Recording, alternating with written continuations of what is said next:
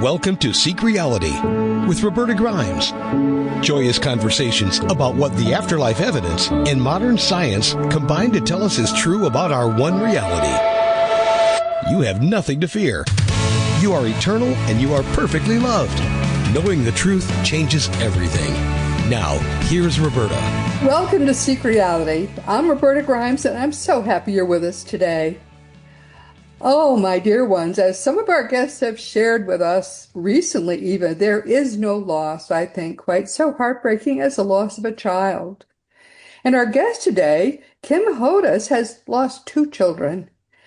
But she didn't just survive what were really unthinkable tragedies each time. She transformed them, and she let them, in turn, transform her own life. Kim is the author of a brand new book called Beyond Grief: How a Son's Afterlife Connection Transformed a Mother's Loss into a Remarkable Spiritual Journey. I love that title, and I love her story. In that book, she shares the beautiful, continuing, ongoing relationship of her with her son, Rob, who is beyond the veil, but, that's a pretty thin veil nowadays, and her work dismantles our culture's limiting understanding of grief and reveals it to be really not an ending at all, but instead it's a kind of initiation right now into deeper spiritual truths. And Rob is more living than ever. He's more alive than he ever was. Through our ongoing communications with Rob, Kim has become a translator of his profound messages about love, purpose, and the eternal nature of our souls. And she brings to us what he has given to her. Our teachings on reincarnation, on spiritual evolution, and the permeable boundary between life and death offer what she calls, and what I'm sure are, revolutionary comfort to those who are walking the path of loss, and not just loss of children. Sometimes losses of parents can be just as awful. Kim's approach is refreshingly honest. She doesn't minimize grief. I don't think it's possible really to minimize grief, and it's insulting when we try. Instead, platitudes she doesn't offer. Nothing can make less the horrible thing that's happened to you, if it happens to you. But instead, she illuminates how authentic connection with our departed loved ones can coexist with deep healing, spiritual awakening, and even eventually, believe it or not, with profound joy that we haven't lost our loved one at all. Her message is clear. Death is not separation. Rather, it's transformation, and love is the eternal thread that binds us across all dimensions of existence. Oh, Kim, welcome. I'm so glad you're here. I am just really so happy to be here and so honored to be invited to join with you and all your listeners. So thank you.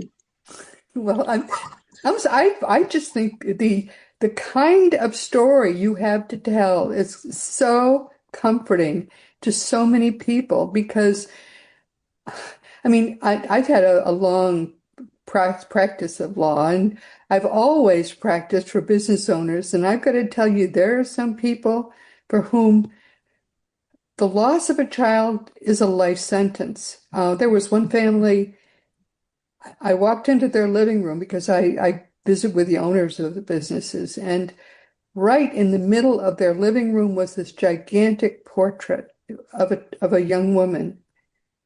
I said, "Oh, what happened? Why is this here?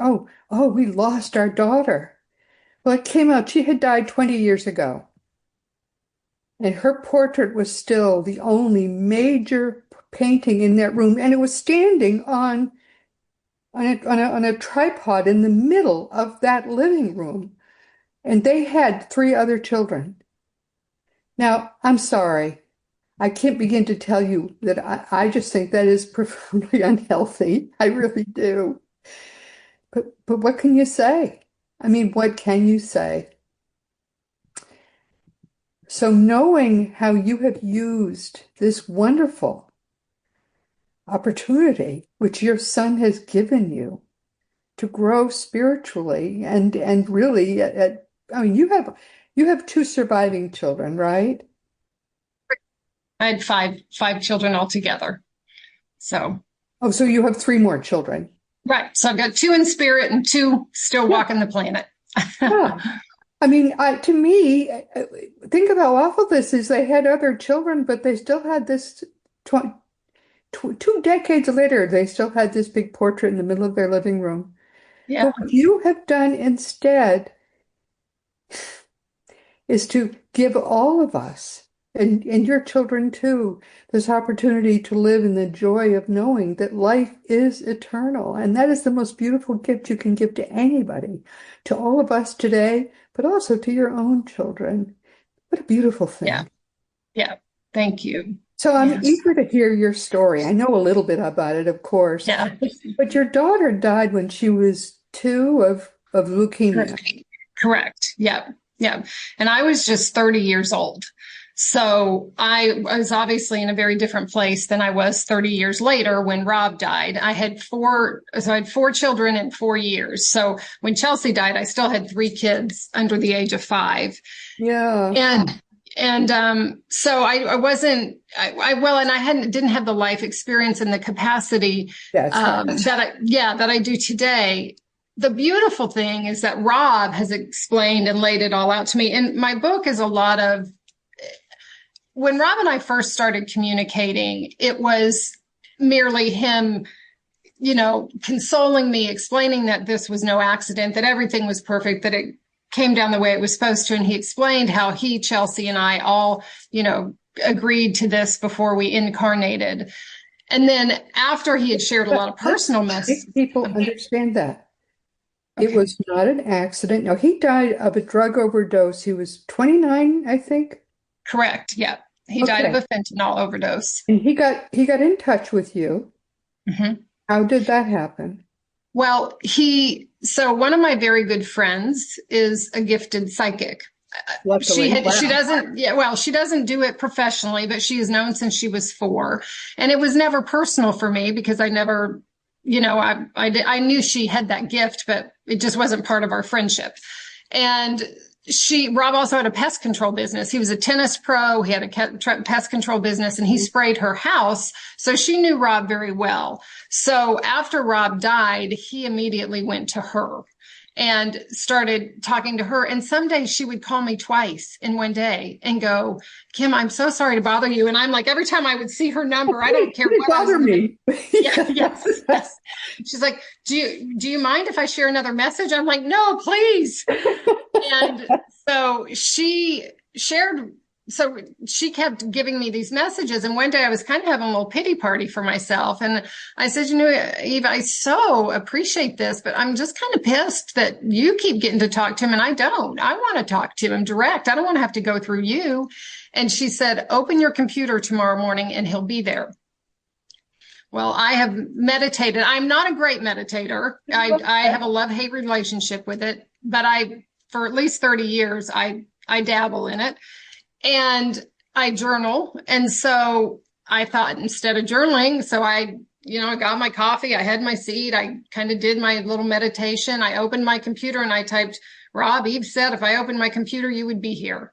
And all I can tell you is that it was like, he was like, Mama, you made it. Yay. And off it went.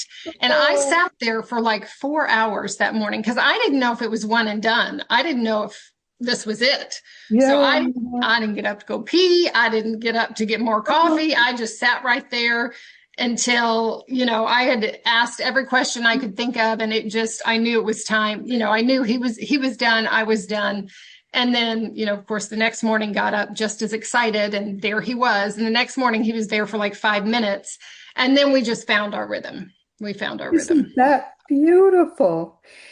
And he told you that you and he and Chelsea, who was the 2-year-old who had died, who now is a young adult, of course, had made this plan that was part of your life plan for all 3 of you. Yes. I think it's important that people listening understand that this is a typical thing that people will do. They will plan this kind of life plan.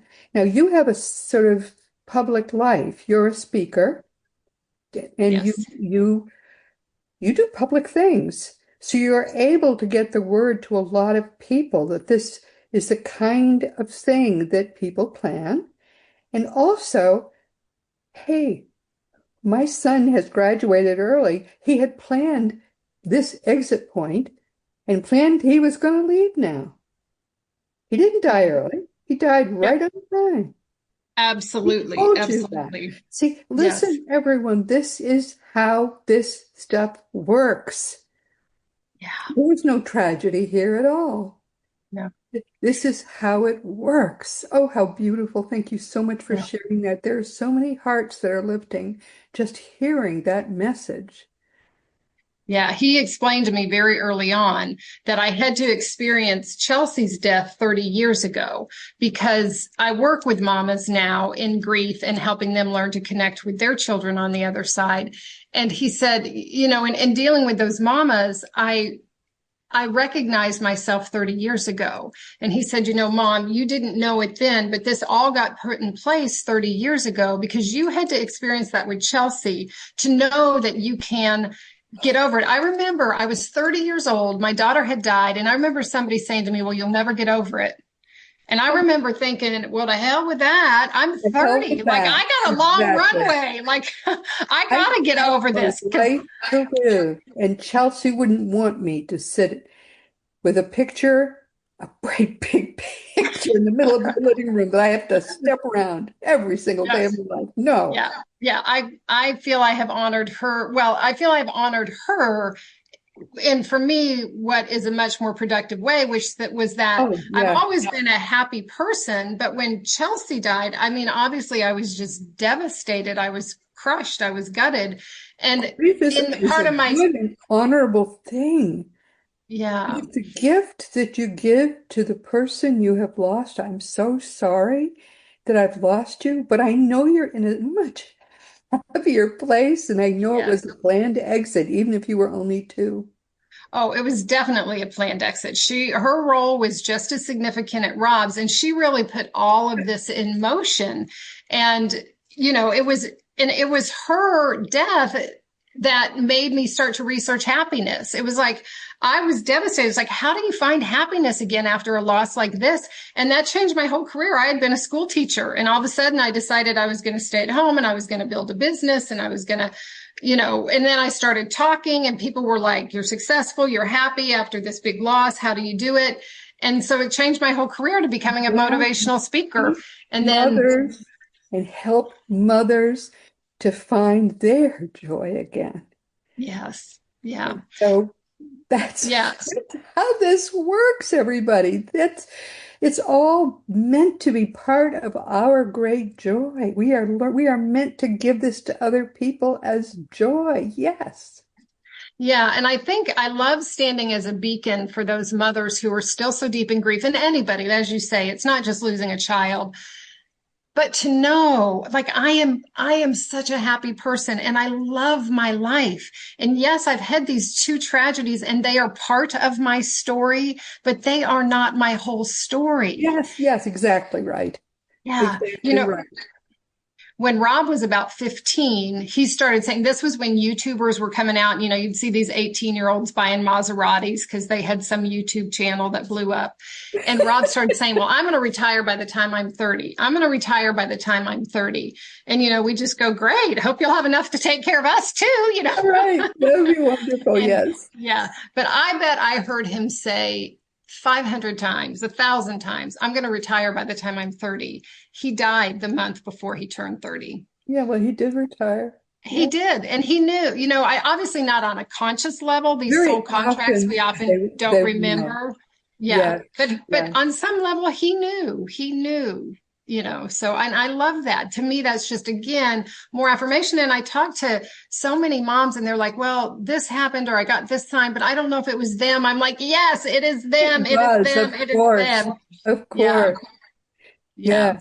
Yeah. Next week, our guest will be Mikey Morgan, who I think it's his 30-something time to be with us. And he was a sixth level being who was sorry about the way things were going on Earth. And he had not been on Earth since the 1600s. So in order to teach on Earth, knew he needed to come back for a short lifetime. So he came back for 20 years. And his mother used to say, be careful how you drive, be careful about this. And he said, Mom, I'm not going to live that long. He always knew. He died in a car crash when he was 20. That was his planned Hmm. exit, his last planned exit point. And now he teaches through her. Yeah, I listened to one of their podcasts with you today. So yeah, it's Yeah, fascinating. yeah. Fascinating. Yes. I have tested him and tested him. I didn't believe for 1 minute that the story this woman was telling me was true. But he has not only has he never made a mistake, very often when I'll ask him a tricky question in the beginning, because I really did ask him a lot of tricky questions, not only would he give me the right answer, but then he'd go a little farther and tell me something I may have suspected but didn't know, because Uh-huh. I was testing him. He's real.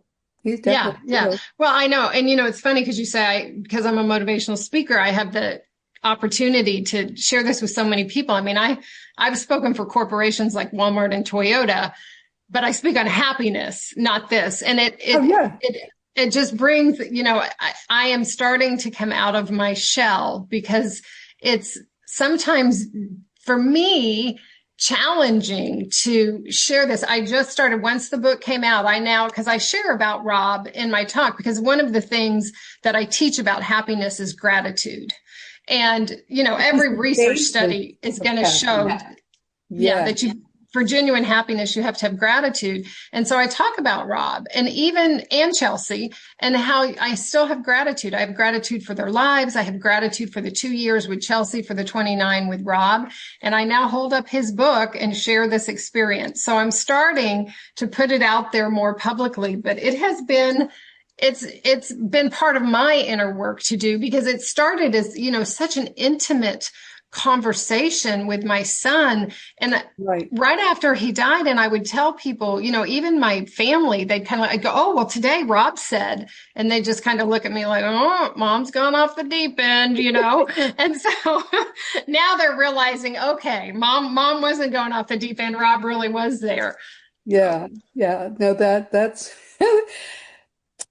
yeah, it's in my case, it's my husband who didn't know, it's my husband of 50 years, didn't know he was marrying someone who was going to do this kind of work. And when he first discovered it, he was appalled.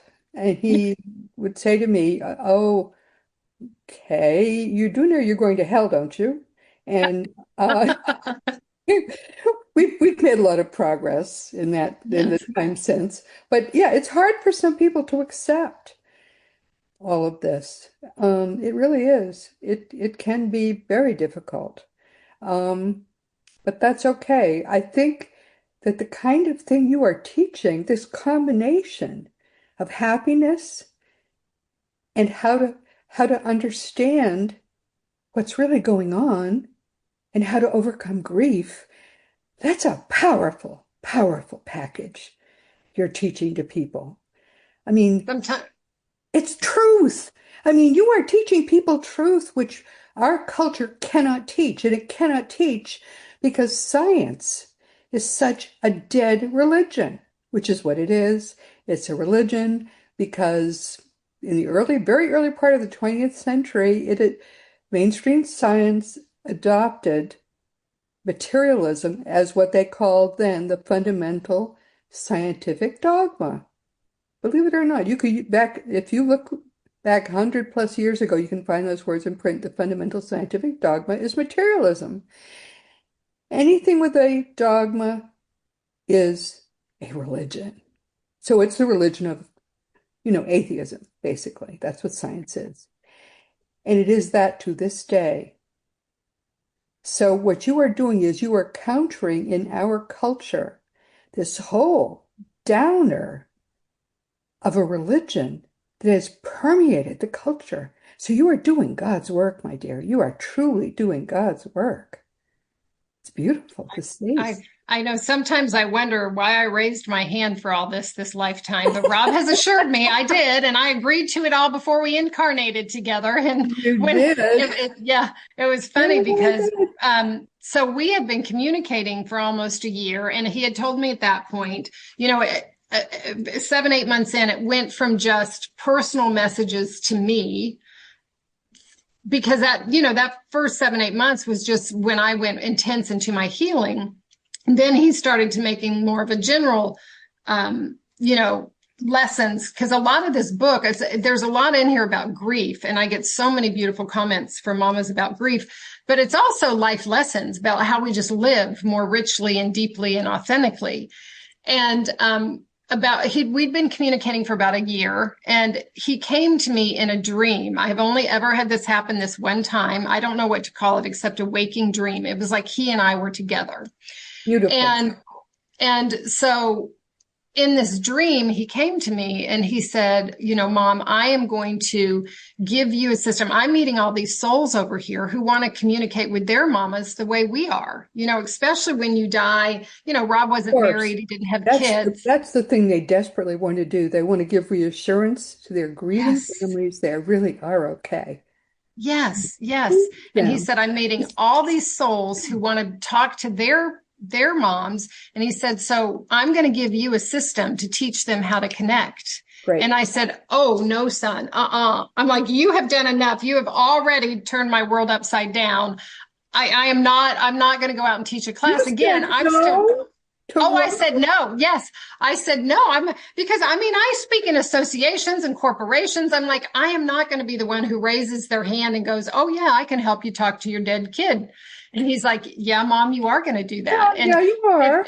It took him about 10 days. And all this is in the book, our conversations and our dialogue. And the thing that got me was when he said, Mom, there are so many kids over here banging on the veil. They're banging on they're sending their moms and all their loved ones. And whether it's your mom, your sister, your cousin, your grandparent, almost everybody I talk to gets messages. And they're like, they're sending them these messages, but they can't have the kind of in-depth conversations and get all their questions answered. And he said, I'm going to give you the system. People don't believe I can't believe it's really her, or,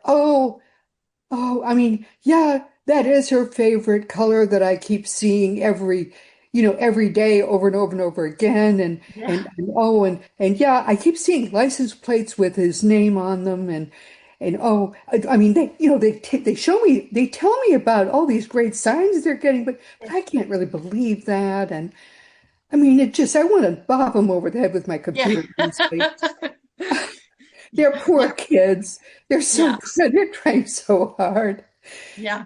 Well, I feel so blessed. So Rob has given me a system. In fact, my next course starts August 29th, where right now I'm just working with moms because I was so resistant to this. He said, Mom, we'll start with moms because you're a mom. And I speak mainly to women. And he said, so we'll start with the mamas. And he said, that's going to be the easiest because there's nobody who more desperately wants to connect with their children than the mama. And I know there are dads and cousins and siblings that do too, but it's different when you're the mama. We carry our children's DNA in our physical bodies until we die. So, our kids are with us all the time. But what he said that finally got me, he said, they are banging on the veil. And he says to me, but Mom, how much noise does it make when you bang on a veil? None. And he said, they're banging on the veil, but their moms can't hear them. He said, you're going to find the mamas. I'm going to find the souls over here, and we're just going to connect them. And every mother that has gone through my course, I feel like I know their kids brought them there. There's no doubt their kid got them in my course so they could connect. So it's been a beautiful experience. Oh, my dear, how wonderful. Yeah, you can't say no to Rob. That's well, I could no more say no to him in spirit than I could on the earth. He was so persistent. He's such he was persistent when he was in a body, which is why he was so good in tennis and such a good tennis coach, because he just would keep at it. Yeah. But man, he wasn't letting me off the hook. He would wake that week. We usually connected in the morning, but that week when I had said, Rob, I'm not doing this, he would wake me up at 1:30 in the morning, and I would just sit up in bed and be like, I want to sleep, Rob. And it would be like, get out of bed. We're talking some more. So finally I relented, and it took him about 8 months to give me the process. So now we're in full swing, and you're teaching it. Oh, I'm so glad. That is beautiful. Yeah, it is beautiful. It's beautiful to see those mamas get to have those connections and get the messages and the answers that they need for their So you're healing. going to teach this as a repeated class? Yes, my next one, I don't know when this will come out, but it starts August 29th of 2025. But you can go on my website and there are, I start a waiting list as soon as the first one fills up so that people can apply and get on the waiting list for the next one. And all of this will be in the notes to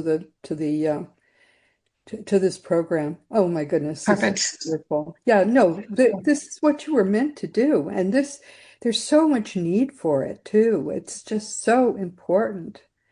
And what Yeah. can he tell you about what it's like there? Because people ask me this question, and I have a lot of information which I've gathered through research, but does he give you anecdotes about what it's like to be there?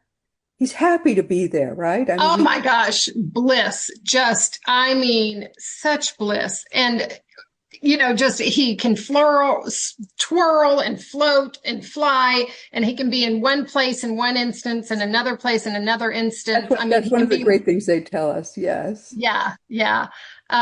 He also shared how everybody on that side has equal access to the love and the bliss. Like, it doesn't matter if you were a horrible human down here, everybody everybody has the same access to the love and the light up there. And that, we come down here to Earth School to learn lessons. And so the drug dealer that sold him fentanyl, and he knew he was selling him fentanyl, and he told Rob it was heroin. Rob had been an addict. He had been clean for the last 2 years. And he said that he told Rob it was heroin and it was fentanyl. And he got sentenced to 38 years in prison without a chance of parole. He will be 71 when he gets out of prison. And the chapter in the book, it's the one that people always say, oh my gosh, I was just bawling and bawling and bawling through that chapter, because Rob just says, Mom, he's our soul family. He's as important in my journey as Rob's little brother Jordan was like his favorite person. And he's like, you got to love Nathan the same way you loved me. He's part of my family. And it doesn't matter what somebody's like as a human. All of them over there, once you transition, everybody it's just all it is love. In fact, I got these stickers made up that say love is all there is, because that's just what he says all the time. Love is all there is. It's just love. I tell this to people all the time. They say, well, what about the drug dealers? What about this or that horrible kind of person? I say, God does not judge. We judge ourselves when we go there, that's why it's so important people learn to forgive, so they can learn to forgive themselves when they get there, because the only judge you ever look in the mirror, that's the only judge. And that's a hard judge to look at when you get there. Yeah. And But Rob God also doesn't judge us ever. God only loves us. And nobody believes that when please say that to people again. Now Rob is a certified, he's got a special certified sticker right on his chest. He is a certified person who is there right now. And what did he say to his mother? He said this beautiful thing. He said the man who sold him the drug that killed him is as important to his journey and should be loved as much as anybody else who has been in his life. Should not be judged by anybody in his family or by anybody else. Thank you, Rob. That is a beautiful thing for you to teach. Yeah.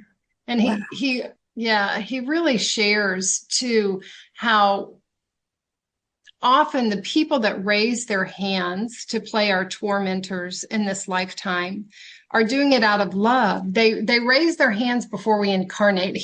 I refer to it as the starry waiting room between lives. And before we incarnate, Rob goes, okay, well, this lifetime, I need to learn this, and I'm going to go out early. And my mom's already had one kid that had an illness. And if it were an accident, it would just be another tragedy. I'm going to go out and this is all stuff Rob has shared with me. I'm going to go out from a drug overdose because I know my mom will make sense of that.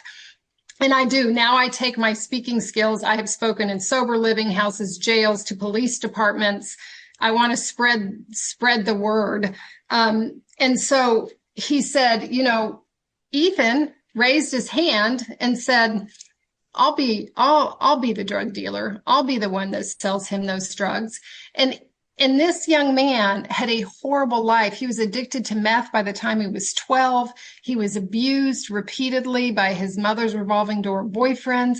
I mean, he's like, Mom, he raised his hand to be in the place where he could sell me those drugs. And he had a horrible life. Rob had a great life. He was an athlete. I mean, he went to he was a tennis pro. He went to college and played collegiate tennis. I mean, he's like, I got to have this beautiful life. And Nathan lived this horrible existence so he could stand in that space to help me on my journey. Now, how can we not love him for that? Of course. Wow, wow, wow, wow. That is a big lesson for everybody listening to take away. You gotta love that drug dealer. Yep. Yeah. Because he volunteered. I will do that for Rob. Yep. And So for all of us. And for all of us who are growing and learning. And yeah, for all the mamas that now get to connect with their kids through my program, those people that get to read my book and find healing because he raised his hand to sell Rob the drugs. I mean, it's when we can shift our perspective instead of making people villains. Kim, nobody believes me when I say these things. They don't believe me. They do not believe me because they're standing on earth, which is this puny little lousy one-room schoolhouse. That's all it is. Nobody believes me when I tell them the truth. Yeah. My God, that's a beautiful story. It's a powerful way to shift. And, I think it's also how we heal because when we hold on to that, and I've worked with mothers whose children have been murdered and, horrific things.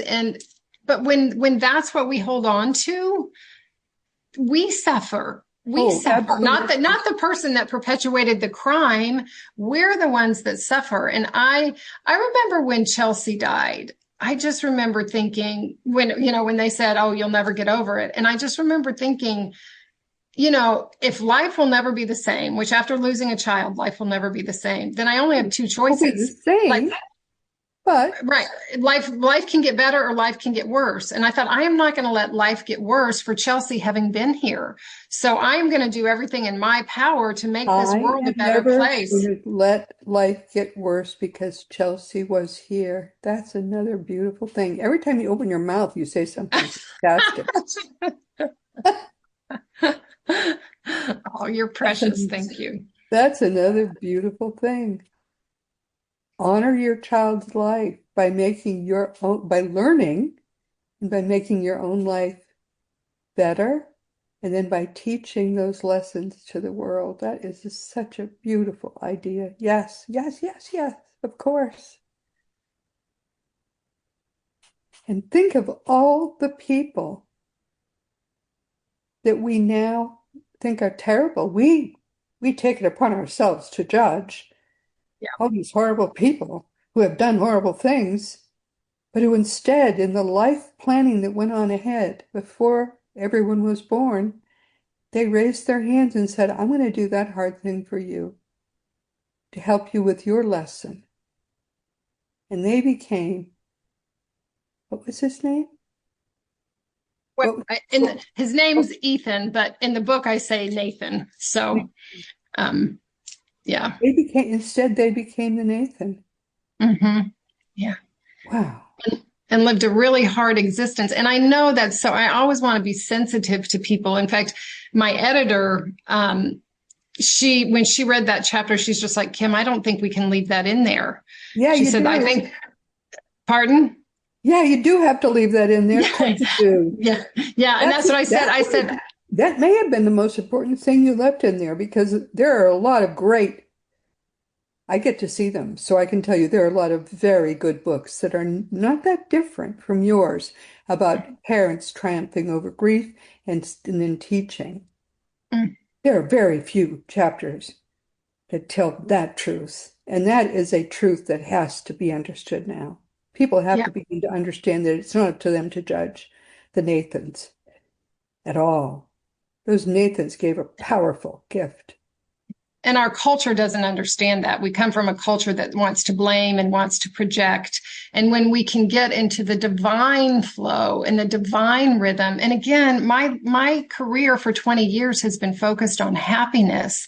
And what I have devoted my life to, the reason that I get on a plane and fly across the country and leave my family, is to spread the message of happiness. And if we want to truly be happy, we have got to let go of all that stuff. We can't judge. We've got to find gratitude for all the experiences life sends us. It's easy to be grateful for the good stuff, but I am grateful. I am grateful for Rob's death. I am grateful for Chelsea's death. I am grateful for what I have learned. I am grateful for the time I had with them.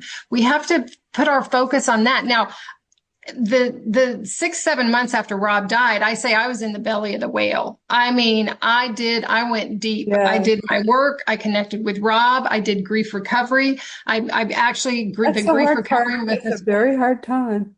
Absolutely right. Yeah. So I felt all the feelings. It's not like I did the spiritual bypass and just when I'm good. I wasn't good for a long time. Right. But I did the work and came out of it on the other side with whole new understanding of life and death. My daddy was a minister. He was in the pulpit. He was a United Church of Christ minister. He was in the pulpit 2 weeks before he died. I mean, still had an active congregation. He loved being a minister. I grew up in a very strong Christian home.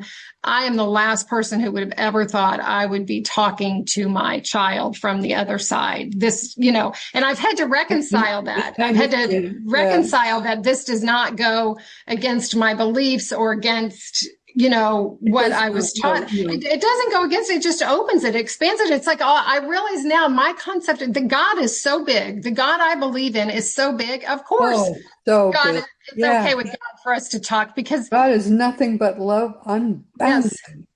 Yes.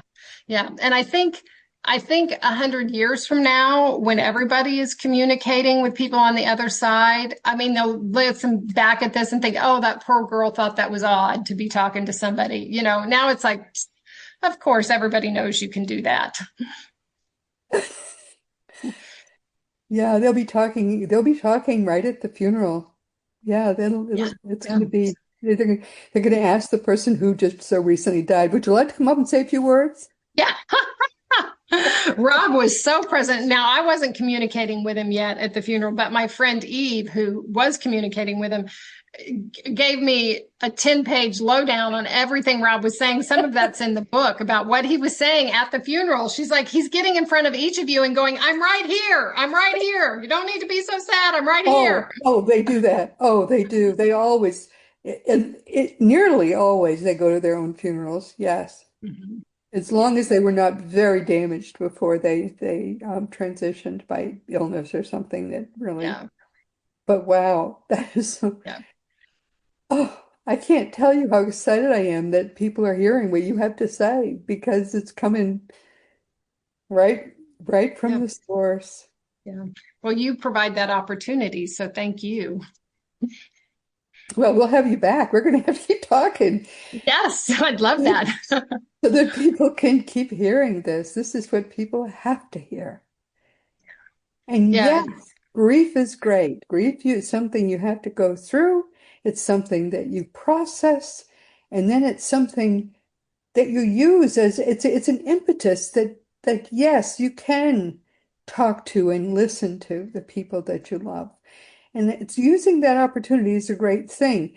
But don't keep trying to, if you go from medium to medium, I can tell you from personal experience, they're going to stop showing up. That's because I was testing mediums at one point, and what happened is, for the first couple of mediums that I tested, all my people showed up. All my wonderful loved ones showed up. But after that, it was like, they didn't want to bother. I mean, they have stuff to do that is much more important than keeping telling me. I knew that they were fine. So, talk to one, talk to two, but that's it. That's it. Then after that. Well, I am not a medium. I do not have that gift. And I'm astounded by what some of them can do. And I also feel who has more of a right to connect with your kid than you?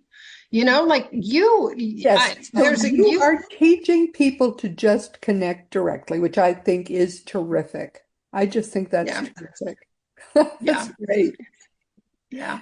Yeah. It's beautiful. It's beautiful to be able to help them navigate that. So So this will be in the notes. And she's going to keep giving these lessons apparently, so everyone line up and have the lessons and really learn how to do it. it's been beautiful. You know, some mamas have two or three burning questions they want the answer to. And then once they get the answers to those questions, they feel so much better. Some want to keep having an ongoing dialogue. For me, Rob has kind of stepped into the role as one of my guides at this point. He, is just right there all the time. He's just always with me. And some mamas want that, and some are good with just checking the box and Yeah. There are people listening probably who think they can never triumph over it. It's not, it's the hole in their life is just too great. What would you say to them? well, we all have that choice. You have that choice to stay in that place and let the death of a loved one, you know, be your story for the rest of your life, to live in sadness. You also have the choice to to decide that there is another way, to believe in the signs and the symbols, to believe that that was their destiny.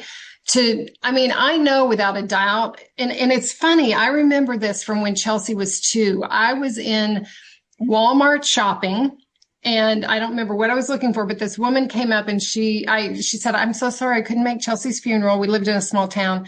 And she said, it's just so tragic. Her life was cut short. And before I had any conscious thought, I said, her life wasn't cut short. She lived every day she was meant to.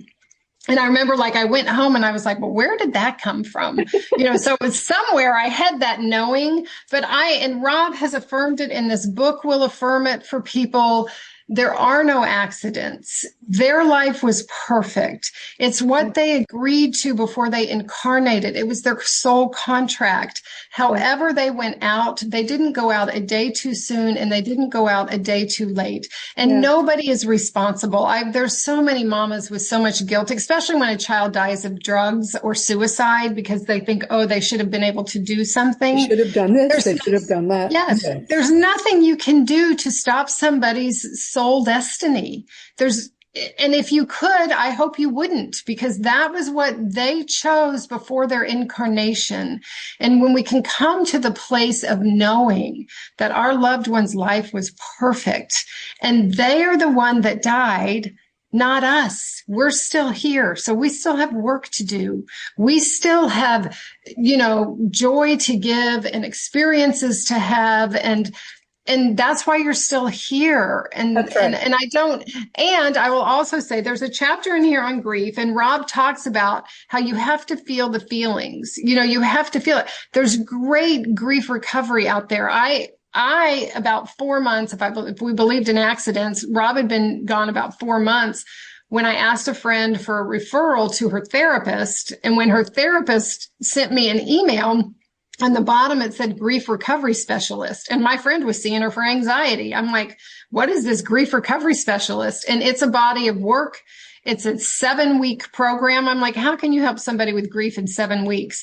But I'm 62 now. It was like, I don't have 10 years to figure this out like I did with Chelsea. It's like, I got to get to the crux of this. It is a powerful program. I went and got certified in it. But there is a grief recovery specialist in every town in America. There are, I think, over 4,000 or 5,000 grief recovery specialists, people that can do it in person, people that can do it online. You can read about it on my website. You can go to their website, get the help. I say to people, your grief doesn't get better with time. Your grief gets better when you deal with it. It is the hardest work I've ever done. Grief work is uncomfortable. It is heart-wrenching. But when you come out on the other side of it, it is like you are set free. For me, it was so profound. It was such profound work. And, so feel what you need to feel, get the support that you need, deal with the grief, and then go on and live a life you love. You're still here. That's the best way to honor those that have gone before us. That's the best way to honor, yes, those you love. Those who are still here, those who have gone ahead. because you're all going to be together again so soon. You will be Yeah. amazed to see how quickly that happens. Yes, yes, And yes. nobody ever dies. So they'll all be there. And that includes all the animals you've ever loved too. Even Yep. Yep. even the ones that maybe you just as soon have them go on to something Yeah. else. If you love them, they're going to be there. Yeah. Oh, my dear one, this has been so great. Oh, it has. Thank you so much. Stay right there. I'm just going to tell everyone about Mikey going to be with us next week. I'll be right back. Okay. This has been Seek Reality with Roberta Grimes. I am very glad you could be with us today because I think of all the guests we've ever had, Kim comes closest to be the one who has handled this the way I would handle it if I had ever had this kind of death in my life. Please never forget, ever forget that you never began, you never will end, and that's true of everyone you love. And when you get all of that, it transforms your whole life forevermore. Next week, our guests are going to be our dear friends, Carol and Mikey Morgan, who will be with us again for a wonderful 27th time. Mikey is, in fact, a sixth-level being. He was perfected back in the 1600s. He was an overachiever, but he was so concerned about how things have been going on Earth, which is not that well, that in 1987, he took an additional optional lifetime that ended for him in 2007. That was his last of two exit points. And he was 20, so that was just so he could come back and teach us like a modern American 20-year-old. He teaches us through Carol, his mother, who swears she never would have signed up for this. But she did. And we actually have a lot of fun whenever they come and join us. People have sent in questions, and if you have questions for Mikey, just send them to me at info@robertagrimes.com, and they will be in the list. There are a few extras in the list beyond what we'll talk about next week, but your question will come up pretty quickly. And this week we've been talking with Kim Hodous. Now, Kim was a real surprise for me because I think she is a godsend. Kim has lost two children in her life, and she teaches now the kind of thing that Mikey teaches about what Kim and her son Rob teach, what only people who really know the truth can teach about what is real about our lifetime on Earth, which is that it's just really a bad day in school, and what's true about grief. I mean, yeah, it's a rough patch, but you've got to try to get past it because, I mean, I cannot say enough good things about what Kim is sharing now. She's going to come back. She's probably going to become a regular with us because what she has to teach is pure truth. Her book is called Beyond Grief, How a Son's Afterlife Connection Transformed a Mother's Loss into a Remarkable Spiritual Journey. And her book is truth. It's worth buying just for that one chapter where she talks about where the guy who knowingly sold the fentanyl that killed that boy, Rob, when he was just under 30, he was all part of the life plan.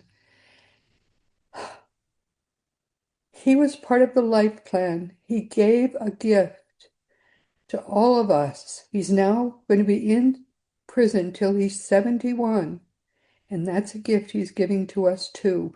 Every time you read about some horrible person who has committed some horrible crime, be aware of how it looks to God.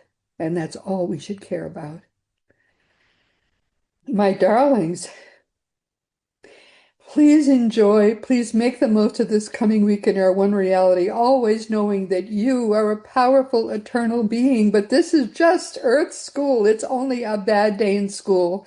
Very soon you are going to go home to be with your father, with your brother, and with all your beautiful siblings around you. And you, most of all in this entire universe, never forget that you are infinitely, eternally, perfectly, and forever loved.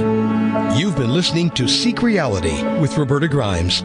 Roberta blogs and answers questions at robertagrimes.com. Join us every week as we explore what the afterlife evidence and modern science combine to tell us is true about the one reality we all share. Knowing the truth changes everything.